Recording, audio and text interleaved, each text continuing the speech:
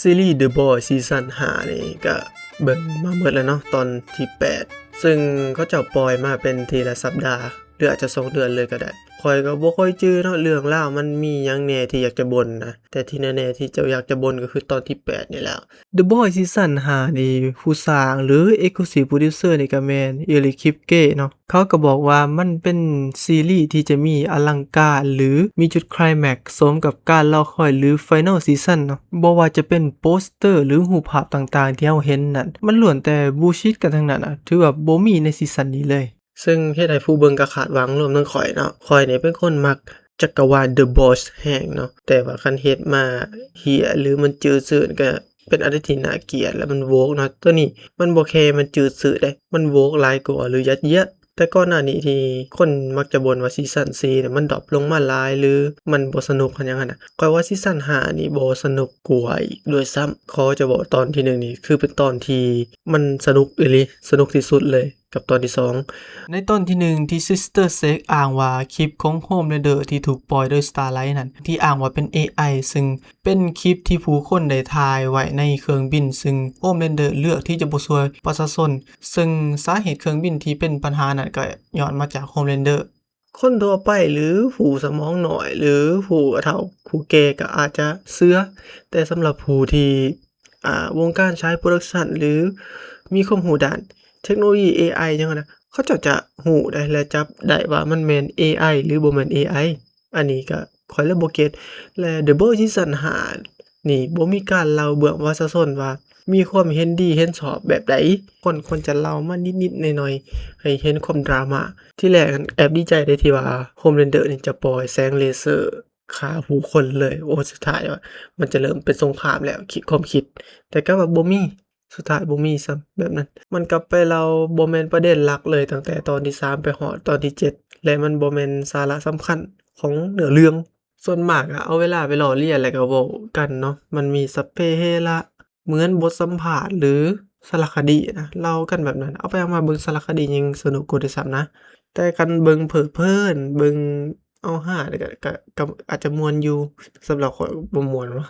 บ่สนุกเลยเพราะว่าสำหรับข้อยคิดว่าตอนที่3ไปฮอดตอนที่7น่ะมันสามารถเอามารวมกันได้เลยนะและที่เหลือน่ะเอาไปขยายความปมของ Homelander ที่ถูกปู้ยี่ปู้ยำตั้งแต่ยังน้อยหรืออันใดที่เฮ็ดให้ Homelander นี่ที่มีความคิดอยากจะเรียกร้องความสนใจหิวสีหิวแสงหรืออยากให้คนมารักหรือแบบหลงตัวเองเป็นคนที่แบบจะป่วยจิตจังซั่นน่ะอธิบายให้เข้าใจกว่านั้นเพราะที่ผ่านมาเราเห็นแค่การแสดงของ Anthony Starr น่ะเฮาม่วนนำแต่ต้นนั้นแต่ว่าการขยายปมยังบ่ดีพอยังบ่หลายรวมถึงตัวละครเอก Billy Butcher เนี่ยก็ยังบ่ขยายปมนำว่าอ้ายเห็นที่ Butcher ได้ดันมือมาจากพ่อได้แนวใดพอผ่านมามีแต่บอกว่าButcher ได้ความชั่วมาจากพ่อมันบอกแต่ผ่านปากเฮาก็เลยบ่อินรวมถึงการที่เมีย Butcher ถูกข่มขืนน่ะโดย Homelander มันก็บ่ผ่านปากนะมันบ่ได้มีแบบว่าให้เห็นภาพแบบว่าคนเบิ่งนี่รู้สึกว่า Homelander มันสิ่งที่มันเฮ็ดมันเป็นสิ่งที่ผิดศีลธรรมหรือว่ามันชั่วมันแบบน่าเกลียดถึงขั้นที่เฮาให้เห็นใจกับ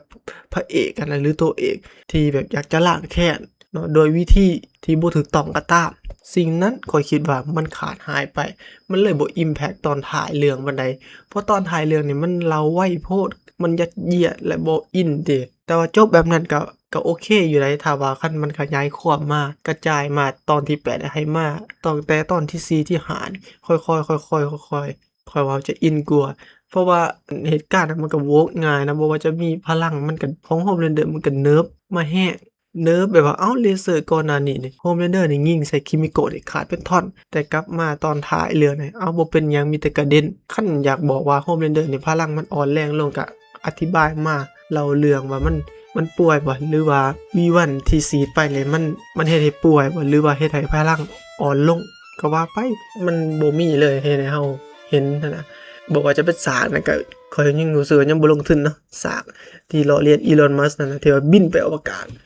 บ่มีเลยสร้างนั้นมีแต่บอกว่าบินไปหาอวกาศทิ่มมันอยู่พุ่นทิ่มมันอยู่นอกอวกาศแต่ก็ว่ามีแต่บอกแต่ก็บ่เห็นสร้างออกแนวแบบไซไฟอย่างนั้นบ่มีเลยมีแต่กระโดดขึ้นกระโดดลงแล้วก็สร้างทำเนียบขาวนี่ก็ในหันความได้เทมีแต่โตตังกล้องนี่เพราะอย่างว่า CCTV เลยนะแบบบ่เป็นหยังเหมือนในหันความเสียหายมีแต่โตตัง แทนที่แบบว่าทำเนียบขาวจะมุนเละเทะและฉาก outdoor ก็บ่มี outdoor ในทำเนียบขาวน่ะมันควรมี outdoor ได้แบบมันจะเบิ่งแล้วข้อยว่ามีความเปลี่ยนแปลงเนาะการต่อสู้ทะลุออกมานอกยังบ่หรือว่าฉาก outdoor ที่ Butcher ย่างเข้าไปก็บ่มีเนาะมีแค่โปสเตอร์เอามาขายมาขิงซื่อๆก็บ่มีหยังเลยและก็ฉาก Annie น่ะหรือ Starlight น่ะคือจะได้ไปพัก The Deep ไปริมทะเลเนาะไปริมทะเลชายหาดมันก็แน่นอน The Deep ได้เปรียบเลยเว้ยเพราะว่าเป็นเจ้ามหาสมุทรเนาะหรือว่ามันฮู้หรือว่า Annie ฮู้ว่า The Deep นี่ถูกเหล่าป่านี่เกลียดชังแบนแล้ววะอันนี้ก็มันแปลกๆเนาะรวมไปถึงการตายของ Frenchie นี่มันก็หลายไปเดะมันยาวไปว่ะแต่ก็บ่อินทั้งๆที่เราผูกพันกับตัวละครนี่มันบ่อินเลยมันแปลกๆมันบ่ได้ถ้าเมื่อไปเทียบการตายของ Grace Mallory ในซีซั่น4ท้ายเรื่องอะนะยังอินกว่านะทั้งๆที่มันมีน้อยเดียวเพราะว่าในตอนที่7เนี่ยนะมันมีแอบรู้สึกแหม่งๆว่านี่ก็คือ Homelander เนี่ย Actually เห็นสังกะสีเนี่ยก็สงสัยแล้วว่าในนั้นต้องมีหยังแต่กลับว่าท้ายเรื่องมันบ่กลับไปเบิ่งว่ะมันบินหนีไปเฉยที่แรกแอบคิดว่ามันจะกลับบินมาเบิ่งว่ามีหยังพอจุดประสงค์มันไปหาคิมิโกะกับเซธก็เพื่ออยากจะฆ่าและเพื่อทำลายแผนการของ Butcher กลับมาเล่าเลยตัวละครขอเล่าเรื่องนึงตัวละครนึงมันหายไปไสวะตัวละครมะเร็งอะนะที่โตเป็นด้านมืดของ Butcher หายไปไสล่ะบ่สิเอามาก็เอามาบ่สิเอาไปก็เอาไปหายไปเลยพอก่อนถ่ายเรื่องซีซั่น4อะนะก็ยังเห็นอยู่เนาะแต่กลับมาหายบ่เห็นแต่ตอนที่7เป็นตอนมันเป็นตัวก๊อปปี้บ่แม่นตัวหมอมะเร็งตอนจบตอนที่8ที่การตายของ Homelander นี่ข้อยก็บ่อินเลยสำหรับข้อยนะคันข้อยเป็นผู้สร้างข้อยอยากให้ Butcher หั่นบ่ฆ่าหลายกว่าเนาะเพราะว่าหยังมันบ่มีพลังแล้วเด้ในการมันบ่มีพลังแล้วข้อยว่าการที่ให้มันรอดชีวิตและขังในคุกนี่ให้มันตายทั้งเป็นนะข้อยว่าน่าจะสะใจกว่าโดยการที่มี Butcher กับ Ryan เนี่ยไปเยี่ยมยามแล้วHomelander ก็ร้องขอชีวิตว่าวิลเลียมทำไมนายไม่ฆ่าฉันน่ะนายปล่อยให้ฉันมีชีวิตทำไมเขาว่าแบบนั้นมันจะสาแก่ใจกว่าเนาะถามว่าอุ๊ยบูเชอร์มันมักเป็นคนฆ่านะเว้ยจังนั้นมันก็ต้องฆ่าแน่นอนแต่ว่าในระหว่างนั้นเขาก็อยากให้ไลอันเป็นคนหามเนาะรวมถึงการเห็นนึกถึงความคิดของเบคก้าหรือเมียเนาะก็เลยแบบ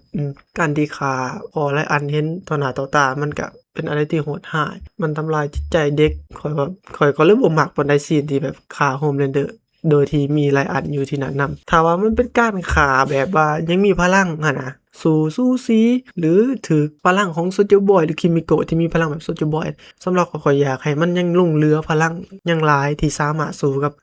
Butcher แบบสู้สีเลยข้อยว่าแบบนั้นยังจะดีกว่าที่พลังหายไปเลยคันพลังหายไปเลยข้อยว่าบ่ต้องฆ่าเพราะมันบ่เหลือหยังแล้วบ่จำเป็นต้องฆ่าเพราะว่า Homelander เนี่ยมันก็บอกให้ The Deep ก่อนอันนี้นะมันไหลฆ่าแรงสิ่งที่มันบอกให้กับ The Deep อะกลับกลายเป็นตัวมันเองเนาะกินฮอดขี้ไปสิกินขี้ผ่านไลฟ์สดทีวีไปหรือสิอมจูของ Butcher โอ้ยมันน่าเกลียดสำหรับข้อยยอมตายจังสิดีกว่าบ่ต้องมาเผยแพร่ทั่วโลกผ่านทีวีกินขี้นี่มันน่าสมเพชส่ำใดเพราะว่าสิ่งที่มันโหยหาที่สุดของ Homelander คือต้องการให้คนมารักมาสนใจแต่กลับเอามาเฮ็ดแบบจุดที่ตกต่ำของตัวเองที่แบบน่าเกลียดที่สุดมันก็รู้สึกแปลกๆนะมันอยากความคิดข้อยว่า Homelander มันน่าจะอยากตายหลายกว่าเพราะว่ามันบ่เหลือหยังแล้วพลังก็บ่เหลือคันพลังยังเหลือน่ะยังอยากอาจจะครองโลกอันนี้คือข้อยคิดว่าข้อยอยากให้ Homelander สำเร็จหลายกว่านะเพราะว่านั่งจะอินน่าเบิ่งกว่าใช้จบเลยก็ได้แต่ว่าเป็นความสำเร็จของ Homelander ครองโลกหรือให้ Homelander มันสำเร็จตั้งแต่ตอนที่4ที่5เกิดสงครามความขัดแย้งเพราะว่า Homelander สิฆ่าล้างบางคนที่บ่ศรัทธามันจะมอบความว่างเปล่าให้แบบนั้นข้อยว่าจะน่าเบิ่งหลังจากนั้น The Boy จะหาวิธีว่าจะจัดการ Homelander จะโดยวิธีใดเนาะนอกจากไปกล่อม Soulja Boy เนาะเพราะว่า Soulja Boy นี่ตัวละครนี่มันก็บ่มัก Homelander เนาะเนื่องจากเห็นว่า Homelander เป็นตัวประหลาดรวมถึงการเห็นลูกตัวเองมาเป็นพระเจ้านี่เป็นสิ่งที่น่าเกลียดและอาจจะรับบ่ได้มันโคตรน่าเกลียดนะเพราะว่า Soulja Boy ก็บอกให้ Homelander นะว่าโอ้ดูสภาพแกดิไร้ค่าน่าสมเพชมันเบิ่งแล้วเหมือนแบบว่า Homelander เหมือนจะหายเนาะซีนน่ะแบบโอ้ Impact มักเด้มักแต่สิ่งที่ข้อยบ่มักสำหรับ Soulja Boy นี่ส่วนหลายมันมักไปอยู่แต่ในกล่องว่ะคือชีวิตมันจะเป็นหาหยังใช้ชีวิตแต่อยู่ในกล่องหลายกว่านอกกล่องก็เลยบ่มักเพราะว่าตัวละคร Soulja Boy นี่หลายคนมักนะรวมทั้งข้อยนี่การที่ข้อยมาเบิ่งซีรีส์ The Boys เนี่ย ก็ย้อนตัวละคร Soulja Boy นี่แหละข่อยมารู้จักตัวละคร Soulja Boy และหลังจากนั้นมารู้จักซีรีส์ The Boys เนาะเป็นครั้งแรกเลยที่รู้จักซีรีส์นี้แล้วก็การตายของButcher ต่อมาเนาะข่อยก็บ่อินเลยว่ามันเฉยๆนะเอาไปเอามารู้สึกน่าเกลียดจังว่ามันยัดมากเกินไปมันยัดมาแปลกๆมันบ่อินเพราะว่ามันบ่อินนำตัวฮิวอี้ขานี่แหละเพราะว่าคัน Butcher ฆ่าตัวตายยังสิอินกว่าหรือตายย้อนโดยการต่อสู้กับ Homelander บ่ว่าจะตายโดยโรคมะเร็งเขาว่าแบบนี้ยังสิอินกว่าหรือจะไปตายไวรัสก็ได้เพราะว่า Butcher คันอยากปล่อยไวรัสนะเนาะมันอยากคันว่ามันอยากปล่อยมันปล่อยแล้วแต่ว่ามันมาล่อท่าให้ฮิวอี้มาเตือนสติแต่ว่าสุดท้ายก็น่าจะหยุดนั่นแหละเนาะแต่ว่าฮิวอี้กับฆ่าก่อนข้อยส่วนตัวรู้สึกว่าฮิวอี้ยัง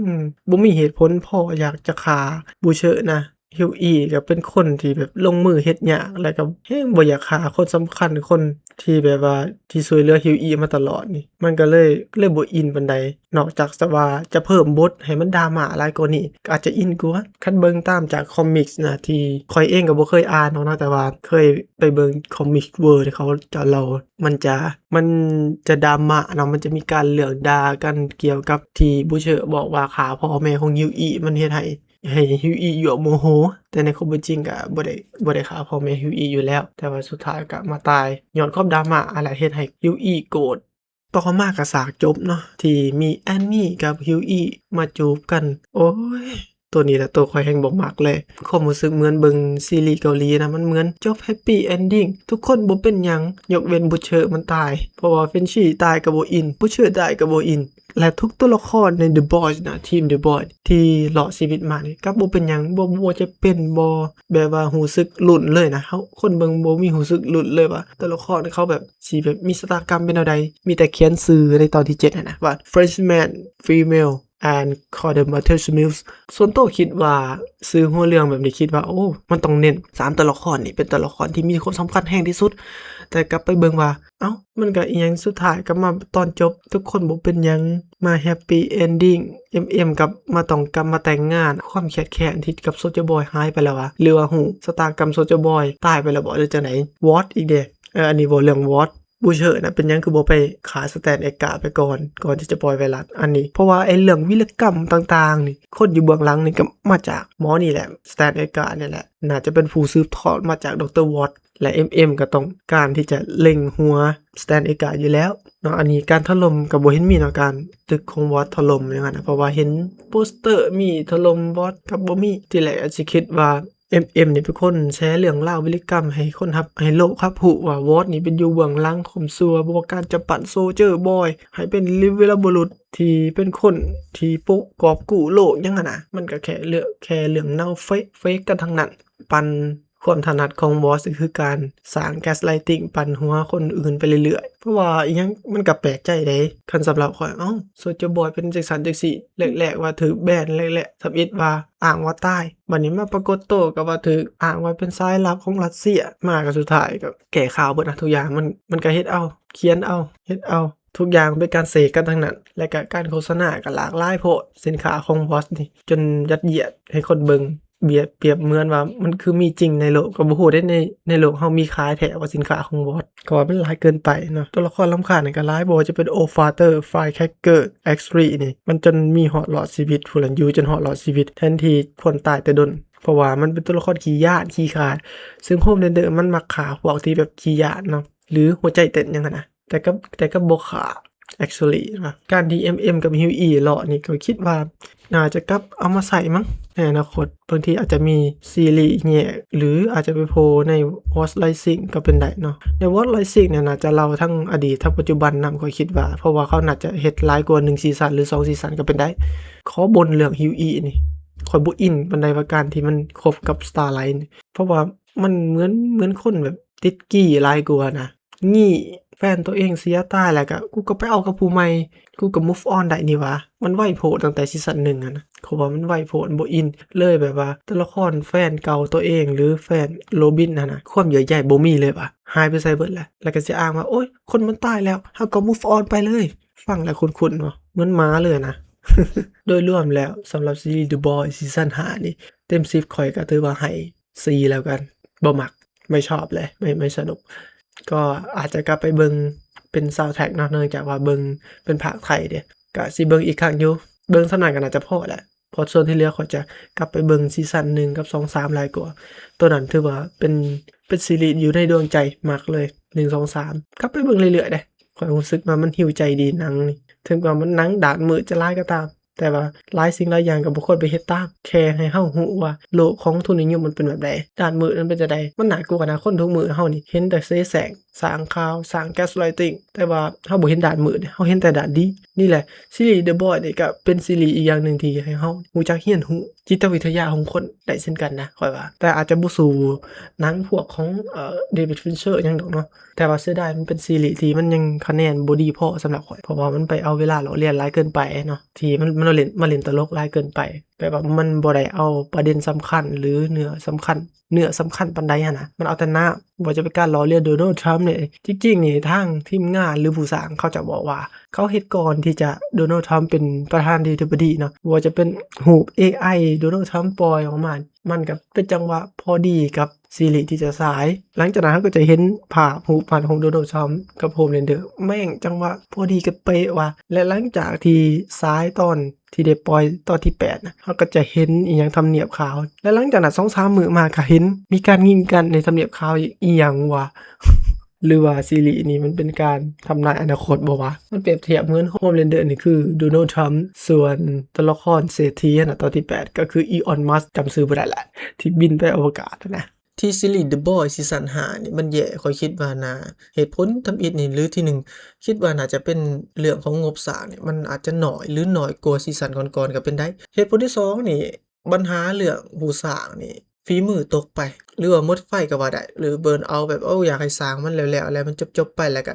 สิไปสร้างซีรีส์ Spin-off แทนมันเป็นไปได้บ่ว่าที่ซีรีส์นี่มันจะตัดงบลงมามันเป็นไปได้เนาะเนื่องจากว่า Amazon Prime นี่คันเขามองในแง่ธุรกิจน่ะข้อยคิดว่าเขาน่าจะสร้างเอาเงินนี่ไปสร้างซีรีส์หรือหนังอื่นๆกระจายหรือสร้างสินค้าให้หลายขึ้นเพื่อดึงดูดคนเบิ่งหลากหลายเพราะว่าถ้ามัวแต่ทุ่มทุนให้กับซีรีส์ The Boys อย่างเดียวคนก็จะเข้ามาเบิ่ง The Boys แล้วก็ยกเลิกบ่เบิ่งต่อหลังจากเบิ่งจบแล้วก็จะบ่เบิ่งต่อแต่ถ้ามันบ่ได้มีปัญหาเรื่องงบสร้างนี่ก็แสดงว่าฝีมือของผู้สร้างนี่ตกไปเนาะเพราะว่าถ้าเมื่อไปเปรียบเทียบซีรีส์ของ Amazon Prime เองนี่อย่างเช่น Fallout เนาะที่ผู้สร้างโดยเป็น Jonathan Nolan เนาะซึ่งชื่อคำว่า Nolan นี่คุณภาพของซีรีส์หรือหนังนี่มักจะบ่ค่อยผิดหวังอยู่แล้วและข้อยก็คิดว่าซีรีส์ของ Fallout นี่ต้นทุนข้อยคิดว่าในการสร้างน่าจะบ่ได้หลายเผลอๆน้อยกว่า The Boys ด้วยซ้ำในทั้งเรื่องนี่ก็แอกชันมีบ่ค่อยหลายเดะแต่ว่าน้ำอะมีบ่ก็อาจจะมีแต่ว่าน้ำมันบ่ได้น่าเกลียดหรือรำคาญซึ่งน้ำมันก็ยังเป็นประเด็นหลักสำคัญของเนื้อเรื่องเนาะทุกอย่างก็โฟกัสตัวละครได้ดีเนาะอย่างเช่นตัวละคร Lucy กับตัวละคร Cooper นะก็โฟกัสได้ดีเลยก็มันอยู่ที่เนื้อเรื่องระหว่างเดินทางนี่มันก็อยู่ที่สาระของเรื่องเลยมันจะบ่คือซีรีส์ The Boys นี่แวะบ่นั่นแวะบ่นี่เที่ยวไร่เที่ยวคืนแบบมั่วซั่วว่ะจักเละเทะว่ะ ก็นั่นแหละข้อยคิดว่าน่าจะเป็นฝีมือของผู้สร้างตกไปนะเพราะว่าถ้าบ่มีปัญหาเรื่องรายได้ถ้าบ่ได้มีปัญหาเรื่องงบประมาณหรืองบสร้างนะน่าจะเป็นที่ฝีมือการสร้างเพราะว่าการดำเนินเรื่องนี่มันแบบสเปะสปะว่ะตั้งแต่ซีซั่น1มาฮอด5นี่ถือว่าอยากสเปะสปะนะระหว่างเดินทางนี่แต่โดยเฉพาะ5นี่แหละมันสเปะในการคุณภาพดำเนินเรื่องตามนี่มันทั้งตัวละครทั้งอิหยังต่างๆน่ะที่มันโว้นี่ข้อยว่ามันค่อนข้างจะดูถูกคนเบิ่งนะบ่ว่าจะเป็นตัวละคร Sister Sledge นี่ที่อ้างว่าฉลาดที่สุดในโลกนี่คือฉลาดอีหลีบ่หรือเอามาขิงหลอกให้คนเบิ่งกันแท้จริงบ่ได้ฉลาดเลยถ้าฉลาดอีหลีนี่ข้อยว่าน่าจะหาวิธีคิดการกำจัด Homelander ได้แนวใดแล้วมันจะปั่น Homelander ไปเพื่อหยังแหละอันนี้ก็ยังงงๆอยู่นะเพราะว่าคันมันฉลาดแท้มันควรจะไปเอาตัวละครใน Gen V จะมีอิหยังตัวละคร Harper ที่สามารถก๊อบปี้พลังผู้นั้นผู้นี้ได้ถึงว่าจะมีคูลดาวน์หรือข้อจำกัดหยังก็ตามข้อยว่าก็ยังได้เปรียบกับทีม The Boys ได้นะตัวละคร Harper นี่รวมถึงตัวละคร Gen V ต่างๆนี่ที่ปูเรื่องมาหลายอย่างที่จะเบิ่งแล้วเหมือนจะมีบทบาทสำคัญใน The Boys นี่แฟน The Boys นี่เขาตั้งใจไปเบิ่งเลยเขาคิดว่ามันน่าจะมีบทบาทสำคัญแรงอีหลีซึ่งไปเบิ่งมาแล้วก็เสียเวลาพอกลับมาเบิ่งใน The Boys นี่ก็บ่มีหยังตัวอย่างมีส่ำใดก็ในซีรีส์ก็มีส่ำนั้นและบ่มีหยังหาหยังเลย